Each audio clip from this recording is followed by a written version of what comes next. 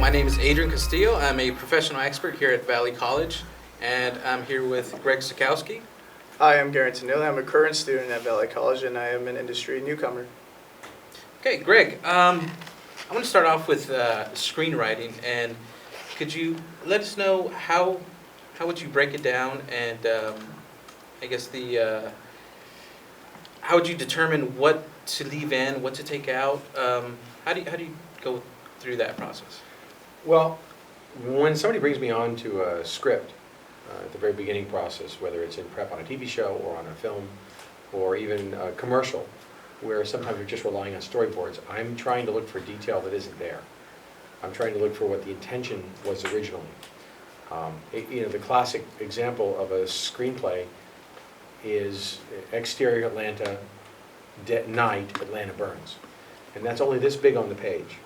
But what that really represents in production value is substantial, and it will be longer on the screen than just an eighth of a page might give you the sense that it would. You're not just going to spend $100 million burning down Atlanta and then only have it on there for 6 seconds. At least I wouldn't think you would. So my job is to draw out what's really going on there, is to interpret through conversation with both the writer, the director, the producers, the DP, the production designer, the costume designer. What are the things that are there?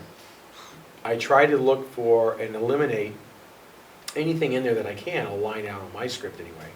And if not, I'll help the writer's assistants to line out things that are not relevant to the production side. I understand that in selling a script or in getting a script past a network, there's certain things that you're going to want to do to make it easily read, to make it more entertaining for the reader, and I get that, and that's fine. But when it comes to me, hopefully we're past that phase, or we're towards the end of that phase.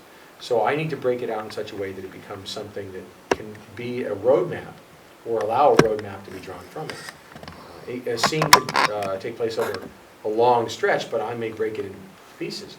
You may, as a writer, not want to see multiple scene headings because it breaks up how it reads, so the story doesn't seem as interesting.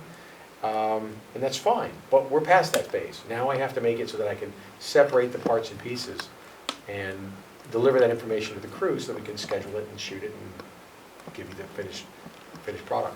Okay, and you mentioned as a writer is writing a script to sell it, and it's reading different. Now, would you say, is there any tips and tricks that writers should know or would help make it easier as far as like maybe description? Sure, too much, too less? there's a lot of things that a writer can do or a writer's assistant can help with. One of them is put the names of the characters in the scene. And that sounds silly.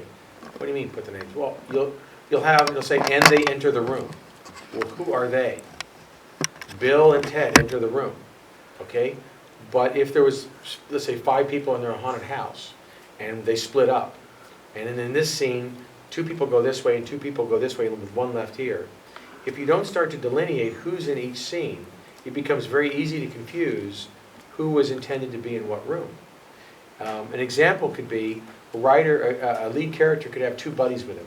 And in every scene for the majority of the season, he's got his 2 buddies with him. So now we see a new scene that says the lead actor enters the room. Are his 2 buddies with him or not? So as a writer's assistant, I would say just throw in there, he enters alone, or he is without his buddies, because otherwise we're going to have to go figure that out. Or worse, you intended them to be there. We took literally what you wrote, but they're not there that day, because I didn't call them in because they're not written in the script. So not being specific, using pronouns instead of names, that sounds silly, but it's a big thing, specifically when you get to a production draft. In multi-camera, they'll have a rundown sheet that will be generated, and in it, the writer's assistant will actually list the actors in the scene. That's the only format that I've seen or genre where I've seen that take place. Everywhere else, it's up in the air. Cut twos, fade ins, fade outs, I could care less about. Doesn't mean anything to me unless it's a specific style choice of a show where we always whip in and whip out. Maybe that's the way the cameras do the transitions. Not an issue. Continuous, same scene, later. I don't know what that means. I need to see time of day. Day, night, afternoon, evening. Later, of course it's later. We're not traveling back in time. Then it would be a flashback, and then you would write flashback in there. A scene that's inside a car is interior car, it's not exterior car, and then they're sitting in the front seat. Knowing how your interiors and exteriors work, that really helps us out. Getting rid of what he's thinking or she's thinking in a scene, who cares? Okay. I don't know, what does that look like? You know, if you just say he's upset, okay, he's upset. And then he's remembering the time when he was a child. Okay, I don't know what that looks like. Are we gonna show? Does that mean I need to do a flashback scene and cast an infant or a 7-year-old to play the adult male now at 7, looking at his parents? If so, I need a whole new scene. Right. Again, that may have been required for the sale of the script, but if it's not on that page in a way that reflects something that you're gonna see, it's not gonna happen.